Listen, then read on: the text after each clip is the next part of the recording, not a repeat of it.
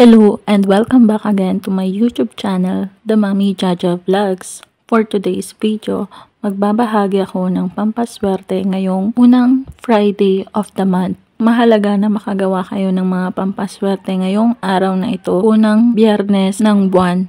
Dahil meron itong malakas na energy para matupad ang mga ninanais natin sa ating buhay.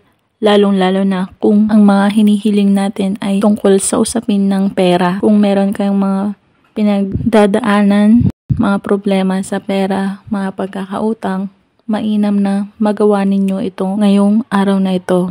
Kaya kung kayo ay panatiko sa mga pampaswerte, kung kayo ay mahilig, panoorin lamang ang video na aking ibabahagi. At kung hindi naman, humanap lamang kayo ng video na gusto nyo. Mainam na magawa nyo itong pampaswerte na ito, lalo na kung palagi kayong nakakaranas ng kagipitan, kamalasan, at kahirapan, alat sa pera, laging ubos, at kung magkapera man ay ang bilis na maubos at mawala. Mainam din na gawin itong pampaswerteng ito kung kayo ay nagnanais ng agarang solusyon sa pera para makabayad ng mga pagkakautang at magkaroon kayo ng mga unexpected na kaperahan.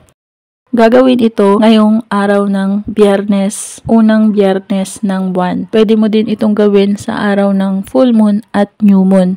Itong mga araw na ito, unang biyernes ng buwan, new moon at full moon, ayan yung mga malakas na araw ng paggawa ng mga pampaswerte dahil merong malakas na energy para tumalab at epektibo ang mga pampaswerte yung ginagawa. Kailangan lamang ay meron kang 100% na paniniwala at maging positibo kapag gumagawa ka ng mga pampaswerte para mas lalo itong maging epektibo. Mangangailangan lamang tayo dito ng basong tubig na nakalagay sa mga babasagin na baso at lalagyan ito ng 3 kutsarang asin. Napakasimple lamang ng pamamaraan ng pampaswerteng ito pero epektibo. Hahawakan ang pampaswerteng ito at bulungan mo ng mga ninanais mo, ng mga hinihiling mo sa iyong buhay na magkaroon ka ng maraming pera, hindi ka na mauubusan ng pera, hindi ka na mawawalan, hindi ka na magigipit, at makakabayad ka na ng mga pagkakautang at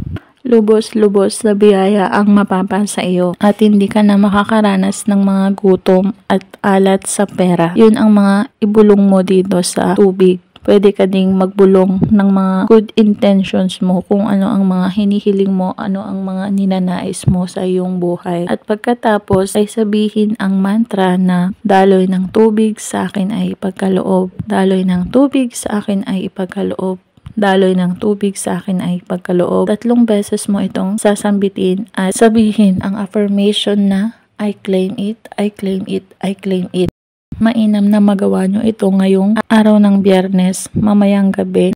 Matagal ito, 24 hours lang. Kaya kinabukasan ng alas 7 ng gabi ay pwede nyo nang i-dispose ang pampaswerteng ito. Itapon lamang sa lababo o sa inidoro. At ang pampaswerteng ito ay ilalagay sa loob ng inyong kwarto, sa pasimano ng bintana, sa mga sulok ng inyong kwarto. At huwag nyo lang itong ilalagay sa paanan dahil hihigupin nito ang energy ninyo at kayo ay manghihina. Kaya ang paglalagay lang nito ay sa mga pasimano ng bintana o sa sulok o sa ilalim ng inyong kama na hindi malapit sa paanan. Tandaan na ang mga ganitong pamamaraan ay magsisilbing gabay at pampaswerte lamang.